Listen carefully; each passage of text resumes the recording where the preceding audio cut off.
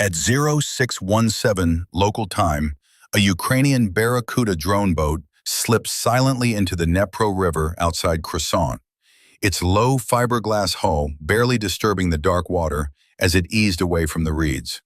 The target lay several kilometers downstream, a Russian small boat forward operating base crammed with fuel drums, ammunition crates, spare engines, and the fragile logistics that kept river raiding units alive. If the Barracuda reached that cluster intact, the explosion would tear the base out of existence in a single, violent instant. But before it could threaten the Russians, the drone had to survive something far more immediate and unforgiving: its own side. The Barracuda cleared the last reeds on the Ukrainian bank and entered open water, its electric motor humming at a near-inaudible 8 knots. Almost immediately, a Ukrainian machine gun, positioned 500 feet upriver, swung toward the heat signature sliding across the river's surface. Inside a hardened bunker 14 miles away, the Barracuda's operator felt his hands lock on the controls. He stopped moving entirely. The drone boat drifted forward on momentum alone, the seconds stretching thin. Above the river, a Ukrainian FPV quadcopter orbited at 1,000 feet, broadcasting a coded friendly signal into the darkness. Below, the gunner raised his night vision goggles and searched for the one detail that would stop him from squeezing the trigger. 5 seconds passed, then 7. The river seemed to hold its breath. Finally, he saw it, a pulsing infrared strobe mounted low on the Barracuda's hull, blinking in a pattern only Ukrainian forces used. For a few suspended moments, everyone remained frozen as the gunner watched through green-tinted lenses. Any mistake here would end the mission before it truly began. Then training took over. He remembered the turnover brief, the corridor, the code. He lowered his weapon. The Barracuda survived its first threat, a danger more common than most people realize. In the darkness, it was easy to understand why. The drone boat looked exactly like an enemy craft. Its hull was 18 feet of fiberglass composite, light enough to plane at high speed, strong enough to absorb small arms impacts without catastrophic failure. It rode just 16 inches above the waterline on a modified deep V hull that cut through river chop while keeping radar cross-section minimal. A single 20-kilowatt brushless electric motor drove it forward, powered by lithium batteries with a 4-hour endurance at patrol speed. At 8 knots, the motor was nearly silent, inaudible beyond 200 feet. At full sprint, it could push the boat to 38 knots, fast enough to outrun anything the Russians fielded on the Dnipro. In the bow sat a 35-kilogram shape-charge warhead, powerful enough to gut a patrol boat or tonight turn a fuel depot into a firestorm. If the control link ever failed completely, the onboard GPS autopilot could execute a final waypoint attack on its own. The Russians weren't facing a remotely controlled boat. They were facing a weapon that could finish the mission alone. That autonomy made identification critical. A Ukrainian soldier scanning the river at night saw a bright streak moving fast and low. He had maybe 3 seconds to decide if it was friendly before it passed his position. Guess wrong and hesitate, and a Russian boat slipped through. Guess wrong and fire, and he destroyed his own operation. That's why Ukrainian outposts receive precise corridor briefings at every watch change. Which lane a friendly drone would use, the time window, the exact identification signal. On the Barracuda's deck, a small device the size of a hockey puck pulsed invisibly to the naked eye. Through night vision, it blinked a unique infrared pattern that told any Ukrainian gunner, "Hold your fire." No radio call, no spotlight, just a quick confirmation through NVGs, and the drone passed unchallenged. Behavior mattered too. The Barracuda crept through the friendly zone at 8 knots because movement itself was a signal. At that speed, its wake stayed flat and deliberate. Russian sabotage boats sprinted and zigzagged to avoid gunfire. Ukrainian drone boats moved slow and straight because predictability matched the briefing. Corridor, strobe, behavior, 3 checks. Only then did the gunner hold fire. The Barracuda cleared the final checkpoint and slid into the transition channel, passing the last Ukrainian positions. The operator eased the throttle forward. The drone accelerated to 14 knots. Overhead, the FPV climbed to 1,300 feet to widen its view. Then the video feed flickered. A single frame froze, stuttered, and jumped forward. Interference crept into the signal, but not from the Russian side. Every night, Ukrainian electronic warfare units saturated the river corridor with radio noise to disable incoming Russian drones before they reached friendly lines. The jamming didn't discriminate. In a battle space so dense with drones, neither side dared leave clean electromagnetic corridors. One enemy drone stumbling into such a gap could invite hundreds more. So both sides flooded the airwaves and forced operators to fight through the chaos. For the Barracuda, that chaos was dangerous. The drone boat didn't receive commands directly from the bunker. The distance was too great, the terrain too cluttered. Radio waves traveled in straight lines, and the Dniepro's banks were a maze of reeds, sandbars, and flooded forests that scattered and absorbed signals. A direct link would fade within 3 miles. Instead, Ukraine used a relay. Commands ran through a fiber optic cable to a hidden transmitter 8 miles behind the front line. From there, a tightly focused 4-degree radio beam shot upward toward the FPV drone overhead. That quadcopter, a heavily modified DJI Matrice 300, served as a flying relay station. Once a commercial inspection platform, it now carried a 15-watt signal repeater, a directional antenna array, and a thermal imager refreshing at 60 frames per second. Its original 55-minute endurance had dropped to 38 minutes under the extra weight, but that was enough to escort a Barracuda from launch to impact. The Matrice loitered between 1,000 and 2,000 feet, high enough to maintain line of sight with both transmitter and boat, low enough to stay beneath Russian long-range air defense radar. It received commands on the 5.8 GHz band, then rebroadcast them downward on 2.4 GHz to the Barracuda at close range. 2 frequencies, 2 paths. Jam one, and the other might survive. But the weakest link sat inches above the water. The Barracuda's antenna rose just 10 inches above the surface, the worst possible place for reception. Water reflected radio waves. Reeds absorbed them. The river turned clean transmissions into overlapping echoes. Ad-friendly jamming, and the receiver struggled to separate commands from noise. On the operator's screen, the image dissolved into blocky pixels. Latency spiked from 1/10 of a second to nearly half a second. At that delay, he wasn't steering in real time. He was guessing where the boat had been and hoping his inputs caught up.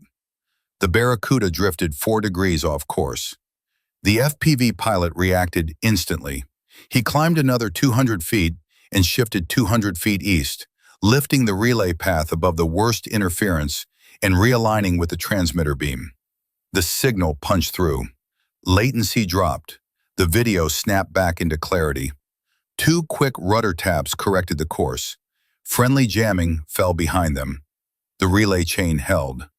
Ahead lay the wetland labyrinth, flooded forests, submerged debris, unmarked sandbars, and somewhere in the dark, Russian eyes searching. The Barracuda entered the flooded forest and the world closed in. Reed walls rose 15 feet on both sides, swallowing ambient light and rendering the nose camera useless. The operator relied entirely on the overhead thermal feed. From above, the FPV's imager watched the boat thread through a maze of vegetation and half-submerged wreckage. At 640 by 512 resolution and 60 Hz refresh, the sensor distinguished sandbar from waterlogged log by temperature alone. Wood held heat longer than silt. In passages this tight, half a second mattered. The Barracuda slowed to 6 knots. The electric motor pushed gently as the hull slid between reed clusters like a snake through tall grass. Speed was the enemy here. At 20 knots, a submerged log could flip the boat. A sandbar could bury it in mud and end everything. The operator nudged the rudder. A faint white shape slid past on the thermal display, a rusted barge hull half sunk and invisible from water level. A meter closer, and fiberglass would have torn open. The channel narrowed to barely 10 feet. Reeds brushed both sides. For 200 feet, the operator held his breath while the FPV pilot called corrections in single words. Left, steady, right, steady. Then the reeds parted. The Barracuda emerged into a wider channel with current, depth, and space to maneuver, and exposure. Inside the flooded forest, reed walls blocked line of sight from Russian observation drones. Out here, the channel stretched 300 feet wide with low banks. The Barracuda's thermal signature glowed like a beacon. The FPV pilot saw it first. A faint white speck moving laterally 2,000 feet to the northeast, then another circling near the Russian bank. Russian drones. Hunting. The speck stopped circling. It dove.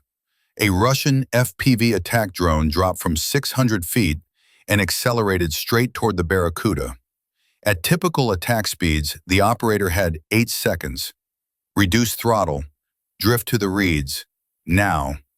Power cut. Momentum carried the Barracuda toward dense vegetation on the right bank. With the motor silent, its thermal signature began to cool. The hull slid under overhanging stalks and stopped. On thermal, it became just another warm shape among debris and mud. The Russian FPV screamed overhead at 50 feet, its camera searching for a target that had vanished. It circled once, twice, then climbed away. No lock, no strike. But a second Russian drone was already repositioning. The operator keyed his radio. Relay to Buavel, grid reference given. 2 hostile FPVs, immediate suppression. 14 miles back, a Buavel air defense electronic warfare vehicle was already tracking the activity. Mounted on a tactical truck, its phased array antenna panels rotated on a turret, capable of focusing jamming energy into a 30-degree cone. The system covered 400 megahertz to 6 gigahertz, every frequency Russian FPVs used. At full power, it could sever control links 10 kilometers away. More importantly, it could do so precisely, targeting hostile signals without blinding friendly ones. The turret slewed to bearing 045. Energy flooded the sector. On the thermal display, the first Russian drone wobbled as its controls went sluggish, then nosed over and splashed into the river. The second tried to climb clear, but the beam followed. It spiraled down into the reeds 400 feet from the Barracuda. Silence returned. The operator waited, scanning for movement. Nothing. He brought the throttle up. The Barracuda slid free and accelerated toward the final passage.